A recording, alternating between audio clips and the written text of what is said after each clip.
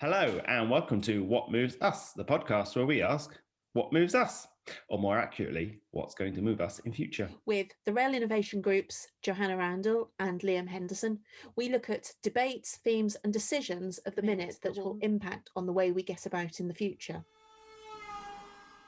Hello and welcome to 2024. Johannah and Deb both on the line with me. Say hello. Hello and Happy New Year. Hello, and yes, Happy New Year. Happy probably election year. So that's probably what we're going to be talking a bit about, isn't it, when we talk about what Rail Innovation Group is going to be doing this year? I think it is. Well, we started the new year quite well because I had an interview with Jude Hough from Innovate UK Edge, who is very keen to hear from startups. So we will do that interview just after we have a conversation. But that'll be a great start to 2024. And then we have lots of pods queued up to go out. But yes, can't get away from the year it is. I know tomorrow we're due to go to a parliamentary reception, which starts the year of politics as we mean to go on. So what do you think the topic of conversation will be tomorrow at the parliamentary reception? Well, I think it's quite likely to be, given that there's something I think dropped into the grid just over the weekend that's kind of emerged, that it possibly the safeguarding issue around HS2 land, which looks like it may be coming through as a kind of lifting the safeguarding towards the end of the month, which is obviously of great concern, not just for anyone working on HS2, but obviously looking at the wider rail network, because there is a lot of concern that if some of the land that was bought around Crewe for HS2 phase 2 is no longer kind of available and is kind of sold on, then it does stymie what is possible for the network sort of north of Birmingham into Manchester, and whatever your view of kind of the whether phase 2 A and B should or shouldn't be brought back onto the table at a later date, regardless of that, whatever, Andy Burnham and Andy Street are looking at other alternative propositions for that. But I think there's lots of sort of intelligence in the rail sector that's sort of suggesting that land is quite crucial to anything that happens in the kind of network, whether it's Network North or whether it's another version of that post general election. So yeah, I think that will probably be something that, because RIA have been quite robust about the fact that land should be safeguarded for the time being, and that there should be some kind of pause on all of that until a more network approach is taken to the rail. So when you say they've put something on the grid, is that going to be an announcement about what they're going to do in terms of legislation to dispose of the land? Because there was a question, wasn't there, about whether, because phase 2 has already gone through as an act of parliament, whether there'd be a need for an act of parliament to remove that safeguarding. Yes, as I understand it, and I mean, there's lots of talk about this from all sorts of different, parts of the industry, and some of it's kind of, just kind of talk. The government is saying very little, but my understanding is that the government is talking about lifting the safeguarding, but not necessarily lifting because to take the act out of it has to go back through Parliament to do that, and it's unlikely that would happen before a general election anyway, just because of the timings of parliamentary time and all of that kind of thing. So there's lots of questions around it. It's a mess, to be honest, because there's lots of there is some thought that obviously even if the safeguarding is lifted, that actually who would buy land that is still blighted by the act, but that's not really a kind of particular, that doesn't give you great comfort, to sort of, if you think that the whole of the rest of the network north of Birmingham is resting on that land being available, then it's not, it doesn't feel very strategic to think about it like that. Let's hope for the best. And I think a lot of things are a mess, aren't they? And I think it's interesting that we focused straight away on HS2 and the land, but actually, as we've often said before in this podcast, there's nothing strategic about it because we have no national transport strategy.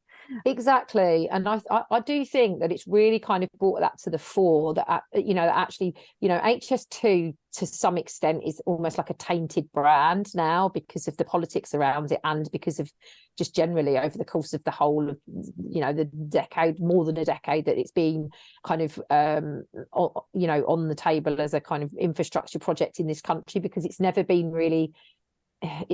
Although it's had cross-party support, it's had loads of, the media have been extremely anti, the general public generally seem to be quite sort of either agnostic or anti. There's not that many people other than the people that are quite connected to rail that actually can see that the project can perceive it as a good thing. And for me, it feels like this whole pause, if you wanted to look at it from a positive perspective, is about how we talk about the rail network, because really HS2 should only ever have been considered and talked about and promoted as part of the wider network. It's not a standalone. It seems like it's a standalone project, but actually it isn't. It was always going to connect into the rest of the network, and it should have always been considered as part of the rail network. And also, as everybody said, freeing up capacity on the West Coast exactly. for more local services, more freight, which is all contributing to our carbon reduction and meeting our climate change goals. And of course, that's been back in the news again as well, with all the disruption over the last couple of months with all the rain and that we've been experiencing. Exactly. Climate resilient infrastructure, all of that. So it's like whether anyone's going, whether whoever is next in government will be thinking about this, and might want to mention that there's obviously the Labour are doing this review that's headed up by Jürgen Meyer, and that is a really quick review, because actually I think they've just put out the questions for that consultation, and it's the deadline for submissions is Friday week, 26th of January. So encouraging that Labour are looking at at HS2 in the context of the wider rail network, and what is required in terms of capacity, sustainable, how it connects to the wider sort of sustainable transport, urban mobility sort of piece. But it's a pretty quick review, and also probably worth saying that Rachel Reeves is also doing should set up I think it's called the British Infrastructure Council, which again is something that, with my other hat on with the High Speed Rail Group, we'll be looking at how we can engage with that, because obviously, as we all know, the decisions being made that were made by this government on HS2 were very much Treasury decisions. So I think it's really important that as we engage as an industry with whoever is going to be next in government, that's potentially looking like it will be Labour, just because if you look at the polls, that's what the polls are suggesting. But that does mean that the industry needs to engage with Rachel Reeves and her Treasury team, and not just with the rail team. So that's on a macro scale. Mm-hmm. I was curious in terms of how I thought the conversation was going, was also due to a continued uncertainty. And my hope for this year would be that there was more, because I obviously talk to our members a lot, who really I feel for them a lot, because the amount of uncertainty and no decision making and no line of even working out who makes decisions and who authorizes things. I would hope that will get cleared up, but I do fear that now we're talking about an election in November, that it's going to be another almost a wasted year, when lots of these bright ideas and great companies just either pause their project in rail or just look elsewhere to start their businesses. Because I did sense that last year, a lot of people just running out of steam, and particularly their investors don't have the patience to wait for the length of time things are taking in rail. I think there is an issue with supplier pipeline just in general, though, isn't there? Because we work in a risk-averse industry anyway, and given that there's no certainty of what's happening with rail, because GBRTT seem to be putting out lots of things about what they're up to, but is there any certainty on what is going to happen with that legislation, if anything, this year? Yeah, or what's going to happen between DfT? Are they going to be starting the franchising? Because as Debs has already just said, about sort of like, it was a cost decision on HS2. Well, how long can we continue in franchising or train operations world of where the DfT are telling train operators they have to cut costs because that's what they're being measured on, but Treasury are taking all the revenue? How long can we carry on?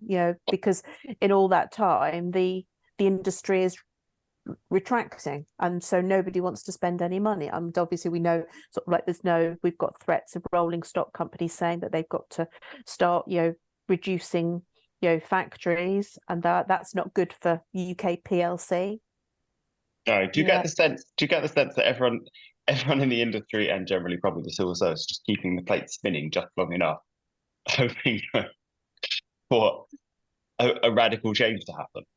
It does feel like that, and it does feel like, I mean, a radical change is needed. Let's be honest, a radical change is desperately needed, and I think that's what the frustration that everyone feels is that there's, we're just waiting for a general election. That's how it feels across many sectors, not just transport, because and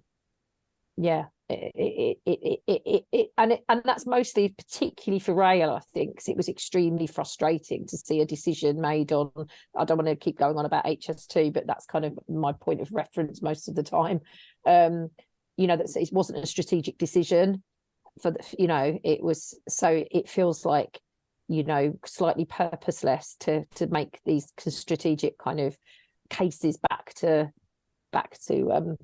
government, because so actually, it feels like, because really, if you think about it, on HS2 you could just go back to the Higgins report of 2011, I can't remember, that said that went over, that used all the Atkins data and what have you to go over why there is a case for building new line as part of the offer to up the capacity for the West Coast Main Line, because there was no options to kind of put increase capacity with the existing network.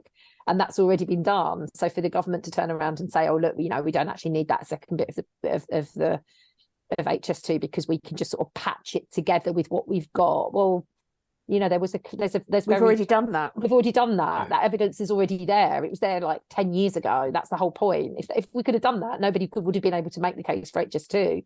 So it feels frustrating because obviously you're dealing with, these are just pure, I mean, you can't even say they're cost decisions on certainly on HS2. I'm not saying on the rest of the railway, as you make that very good point, Johannah, but certainly on HS2, it's a political decision, pure and simple. And if you look at any other infrastructure evidence from right across Europe, where of course they are building, heavily investing in high-speed rail. I was reading a really interesting report that came from Spain last week, which I can send you, Liam, we can put it out to members, that's kind of with UK sort of not faring particularly well in that report, but just showing how important it is to just have political consensus, to deliver efficiently. You have to kind of keep your foot on the gas, not keep changing the scope of what you're doing, and all of the things that basically all the things we know, all of the things that we have done to push up the cost of our only high-speed rail development that we're doing at the moment. So we've very, very effectively done everything that you're not supposed to do. And then we've said, oh my goodness, look how much the costs have gone up. Let's not do it at all then. So, just kind of, I know that I don't mean to sound sort of flippant, but that is essentially what we've done. So yeah, because every time you do a review, it adds cost to it, doesn't it? Absolutely. Or you change scope of that, because I think, just because I'm familiar with sort of like Euston, they've probably had 3 or 4 designs of Euston because in order to try and save cost. But every time they redesign it, it's costing the project money rather than just getting on and doing it. Because if we'd have stuck to the original timescales, we'd be 18 months away from opening it. Yeah, I know. And we'd be starting to make money from it. Yeah. And going back to Liam's point, that's obviously, for the smaller supply chain, that's what people want is confidence in a pipeline of work, and that's what we are not giving anyone at the moment in rail and infrastructure. Well, how Yeah. many reports have there been into being in boom and bust, and how much extra that costs every time you cancel a project and then ramp it back up again? Because you're demobilizing, mobilizing, nobody has security, every time, that adds risk to a project because people don't have certainty that a project's going to be delivered. It's all adding to cost. Yeah. So I guess Right. if we're going back to, sorry, Liam, I'm trying to draw it back to kind of us, what our program might look like for this year. I think a lot of that is going to be kind of trying to input into some of the reviews that are happening, and even if that just means sort of sharing links and things like that to our members, so that they can kind of respond where appropriate and where they're able, and where we can support that, we probably will. But yeah. Yes. So I know we have very limited time. Just one thing then, we're in January 2024. If we do this podcast in December 2024, please tell me one positive you'd like to have. A new government, please.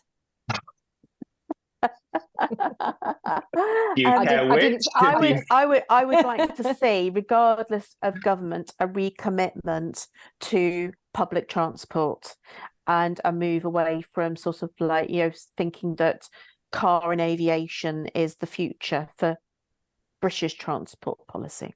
Agreed. Right. And I guess mine is, I have probably more limited, aspiration, and it would be to go back to a situation where we started to go in the right direction of local transport, active transport, feeding into public transport. And somewhere along the line over the last 2 years, we've gone back to a 1950s car-based transport policy. But I don't know what happened with that. I will say, though, and one of the things that we should do a lot of over this year is how things are working differently in Wales and Scotland. Because particularly in Scotland, because Scotland does have a Scottish transport policy where they have a hierarchy of transport, which first of all promotes active transport, then goes on to public transport, buses, rail, and that with car. Whilst a lot of people in Scotland are reliant on cars just purely because of geography and the rest of it, they are trying to move it in the right direction. So I think, and of course, Wales also said that they weren't going to build any new roads. So there are good things happening. And I think we should be looking at more at what some of the nations are doing over what necessarily Westminster are doing. Johannah, it sounds a bit like, as our regional rep, you've just taken another action. As ever. Right, we must move on now. So, you unfortunately weren't able to join me a couple of weeks ago, but I sat down with Jude Hough, who is an innovation growth specialist at Innovate UK Edge. I began by asking her to introduce herself.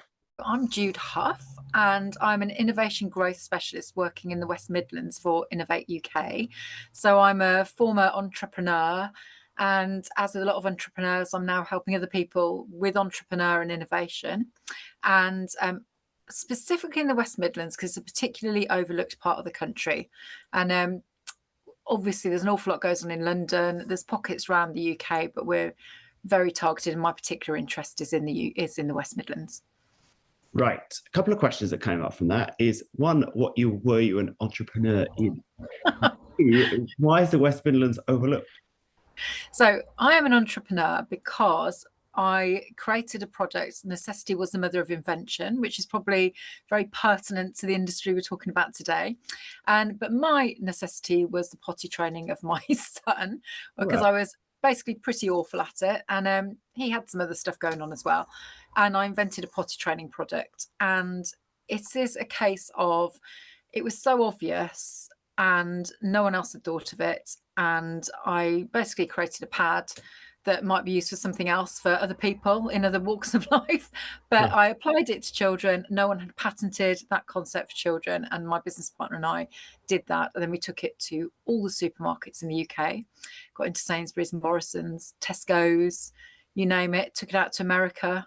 And it was almost brilliant. But unfortunately, we were we flew too close to the sun. I think a bit of Icarus went on, and we unfortunately didn't make it all the way to the yacht in the Bahamas, which might have been the goal, but we did pretty good. We got it a long way. Now I work with innovators, I realise how far we got our products and how well we did actually, even if we ended up having to close the business ultimately. Right, but that gives great insight into your work, I guess, and Yes. also you can sort of share the emotional challenge that some of the startups probably It's a have. lot. I have had a few sessions with people crying on me recently. Yes. We're a safe space for that here at Innovate UK Edge. Right, good to know. Well, good to know. Yes, I have had conversations with people. I do feel very, very what's the word? What's the word? Supportive of people. Yeah, I mean, if you want to be an entrepreneur, you are inherently a risk taker, and you're out there for the thrill of the risk, for the possibilities that no one else sees, for being prepared to go out on a limb, sometimes at all costs. And that is what entrepreneurs do. And that is why they're very exciting to work with, because they are looking beyond.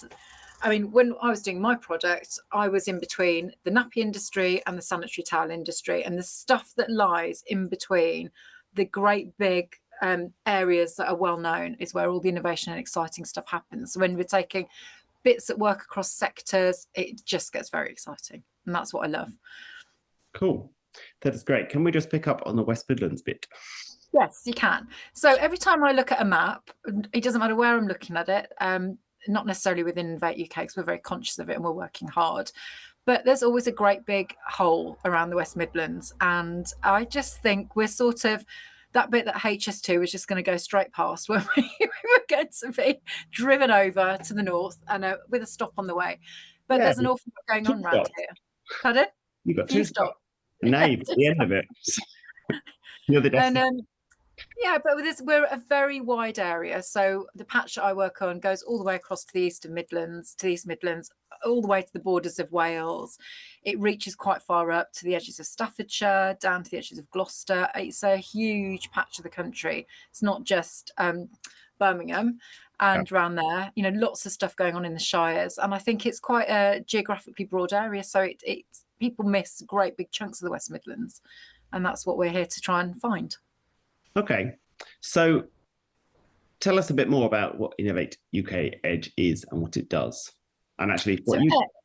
Oh, it's what I do. Yeah. So Edge is on the edge, if you like, of Innovate UK, and we're there to work directly with SMEs. So I'm like an advisor, a coach, an expert in innovation, and I work one-to-one with clients to help them access all the stuff that Innovate UK have got to offer, but B, to work with them on a one-to-one level, coaching them, using my experience, working with my colleagues and all their experience to sort of really help as a business advisor, coach, consultant, an organisation get their innovation over the line.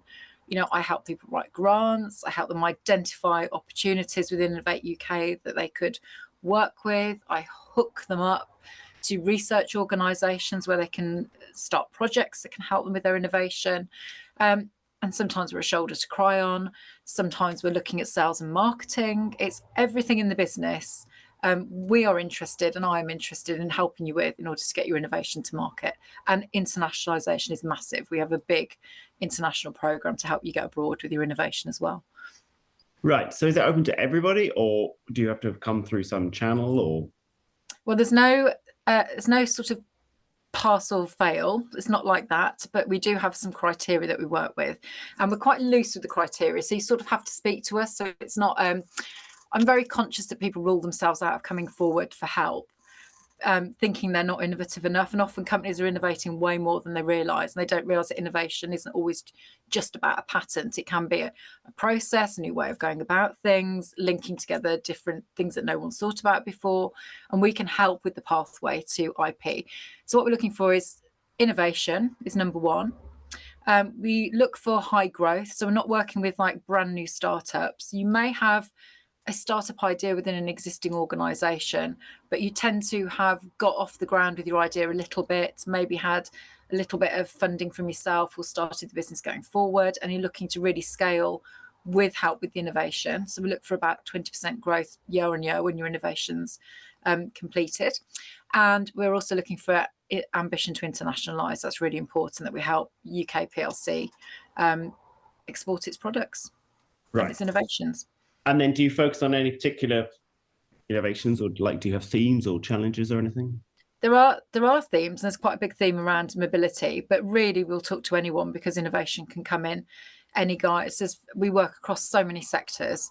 You know, I've got agriculture people, I've got filmmakers, I've got cybersecurity people, I've got transports, you name it. In my portfolio, I've got about 20 odd clients at the minute, and they're all doing something completely different, and they are across every sector you can think of. So we're generalists, we're specialists.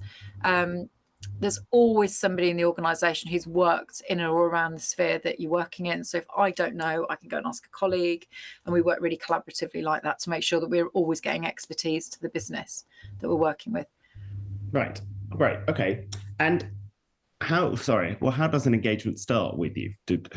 Where do they write to? The way that you write to, well, we have a national inquiry gateway, which people are welcome to go and find, or you can contact me direct. If you're in the West Midlands, I would love to speak to you. And that's sort of the part we struggle with. It's like, how do people know about us? And then you just have to reach out and we'll have a chat. And the first thing is a chat, really, to figure out whether you have got an innovation and whether we can help. If we can't help, we just don't go, no, goodbye. We sometimes nurture clients until we can help. We might signpost them to other local organisations that might be more appropriate in the short term for support. We tend to keep people on our radar. Once they've spoken to us, we're always open for a chat. And it might be 6 months, 12 months. We might help signpost you and say, why don't you try X, Y, Z? And then talk to us in 3 to 6 months' time, and we might be able to put you into the programme. Right. It's interesting to hear that you saying how much the organisation does. I was just wondering, I've been in the sector now for quite a long time, and when we've been having conversations over the last few months in preparation for this podcast, I've been learning more and more about organisations. So is it that it's been sort of flying under the radar, or have you been focused elsewhere? How is it that we haven't heard so much about you before? We've been developing as an organisation really since COVID.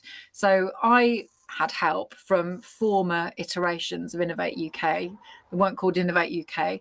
Back 10, 15 years ago, I got some help from a proof of concept grant. So things have existed, but not necessarily in this form. And I think we've sort of, since COVID, really been trying to go out with the outreach of Edge to reach businesses.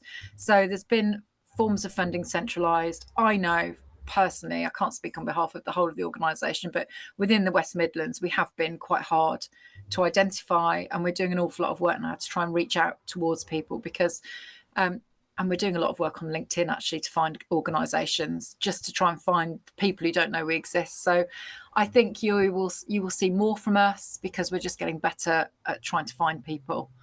It's just a process. That's all it is. You know, we're quite a large organisation. We're all across the country.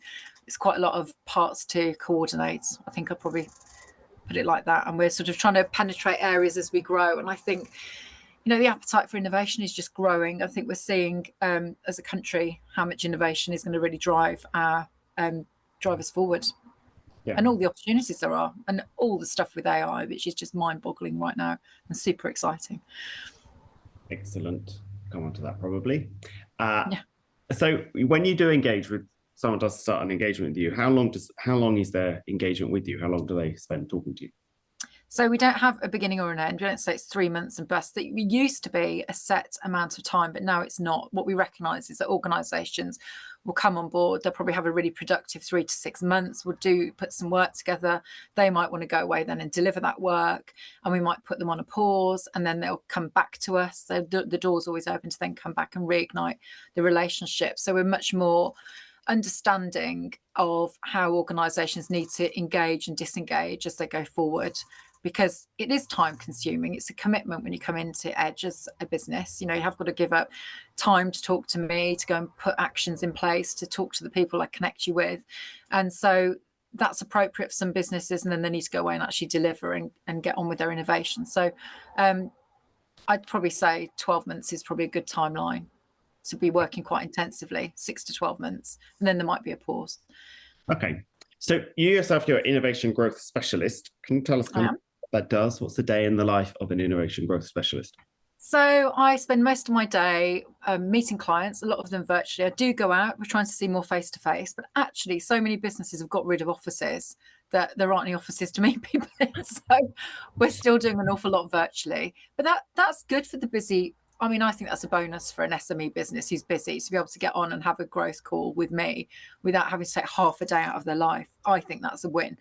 Anyway, so I will have 3 or 4 meetings with clients a day. I then have to do a bit of paperwork around the edges to make sure that things are documented. I set time aside in the week to follow up on actions. So where I'm connecting people, say with the Defence Accelerator, we're going reach out and make those connections, or I might be working on a grant application for someone and helping them complete that. And it's really varied. I had the great pleasure of working with one of my clients and going and holding some human flesh the other week, which I thought was a great thrill. But so it's really varied. Interesting. Okay. I know that's my Halloween story, but it was a great thrill. Talking of horrors, how much reporting do you have to do? It's not too bad. I've got it under control because I'm a nightmare when it comes to paperwork. But after every meeting, I do about an hour's worth of follow-up and reporting. And that's really to make sure if I get run over by a bus, someone else knows what's been going on. And, and it's just really good order. The clients, we talk about a lot of stuff in our sessions. It's really important the client has clear actions so they understand what they can go and do afterwards with what we've been discussing and all the contacts that they need to make as a follow-up. Right. So have there been any sort of noteworthy either wins or lessons learned? Or I think the big lesson is everybody who's an SME would like to get their hands on money, and everybody who's an SME, in fact, every business ever made, completely underestimates the challenge and the time needed and how much work needs to go in. So if we're doing a grant application, the success rate's often very low. It can be like 4 or 5%, sometimes lower. A grant application needs as much work as if there was a pitch deck going to an investor. You can't apply for a grant without really understanding your business, your numbers, your project plan. We need Gantt charts, you name it, all there. And I think that's often a shock. And we often have to go through 2 or 3 grants before we get a success, because you apply for a grant with Innovate UK, we get some feedback, then we go for the next one and improve where the answers weren't good enough. And I think it's a real shock to founders and owners how much time has to be spent in raising funds.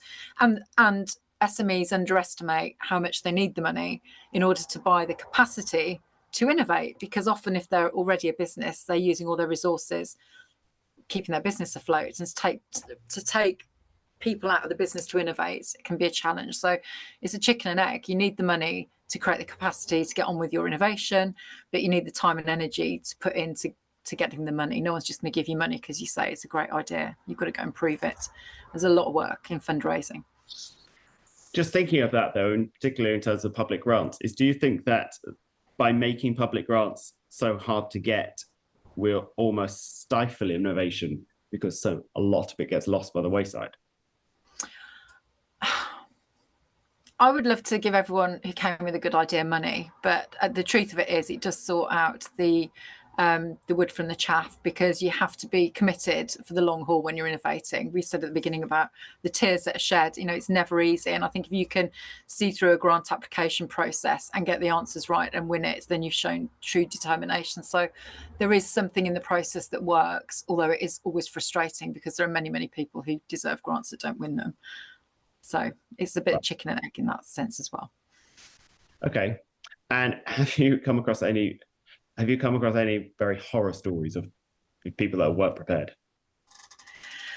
You don't have to name names, but are there any not horror stories, but I think it is all you have to know your numbers and your market. You cannot skimp on the pate. So, I have had someone recently get a low score on a grant, and I was really disappointed for them because they've got an absolutely brilliant concept.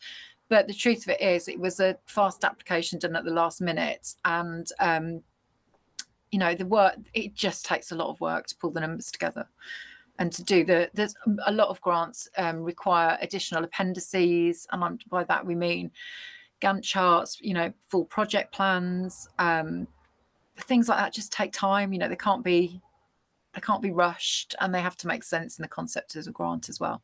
We have grant specialists in-house. I can help with grants, but I'm not the grant specialist. I have a grant specialist that I'm able to access who works in our team, and we bring them in as well. So we offer a lot of support, so we're really valuable. And a lot of people who apply for Innovate UK grants think they get given a me as part of the grant process to help them with the delivery of the grant as well. So we sort of come at it from both sides. Right. Okay. So generally, what advice would you give, apart from know your numbers, to anyone considering engaging with Edge? I would say don't think about it, just have a chat, because you will get a long way with the chat. You'll learn a lot just from a conversation with us. And that doesn't mean that we know everything. That doesn't mean that at all. It just means we just talk to a lot of people, so we have a lot of insights, and we're all pretty much, all the RGSs that I know have pretty much all had their own businesses and have worn a bit of the t-shirts, and so we are worth talking to. And I think don't put it off, and don't think, oh, I'm not innovative enough, or my idea's not far enough ahead, or just get on the phone and have a chat. You know, we love to have a talk with innovative businesses, and we love to help, and that's what we're here for. We're here, I'm here, so that other SMEs don't fail where I did, and they get to the other side and are successful. That's the whole point. Right, it's a great message then. Last question, which is a general question. Feel free to answer however you want to answer. What's your advice for anyone new to the wider industry? Now, I was laughing at this because I wasn't sure whether you meant the rail industry, which I'm very ill-equipped to answer, or the innovation industry, but I think I'm going to answer it as an entrepreneur. And I say the hardest thing you will ever do, other than raising kids and pets, is be an entrepreneur. But the most rewarding thing you will ever do is be an entrepreneur, because it is like giving birth to your baby, and particularly if you're innovating something. And I just, it's just so rewarding, and it is so much fun, and it is hard work, and discipline is required. But, you know, go and listen to Diary of a CEO and get inspired. And if you can use AI anywhere, use it. It's coming out of the woodwork in everything we're doing now. So I think that's a great opportunity for, particularly in this sector where sort of the key themes are decarbonisation and improving transport for the user. And there's so much to be done with digital in both of those areas. So I think there's lots to be innovating at. I was going to end there, but you've actually just reminded me of the last question that I wanted to ask, which was, do you think we risk AI just becoming a buzzword in everyone's business plans? I think we did, and I think we're moving past it now into the interesting stuff. And, you know, we work with catapults, and one of the really interesting catapults I've started working with is the digital catapult. And for example, they're working with one of my clients, delivering 15 days worth of AI expertise into their business to go across a business that has no AI in, to look at how AI can help. And it is mind blowing. So I think we don't know what we don't know, and there are experts out there who can help, and I can get you in touch with them. Brilliant. Judith, thank you very much for your time. It's an absolute pleasure. That's 2024. Thanks for listening to another episode of What Moves Us. We hope we moved you. For more episodes, you'll definitely want to subscribe to our channel. Until next time.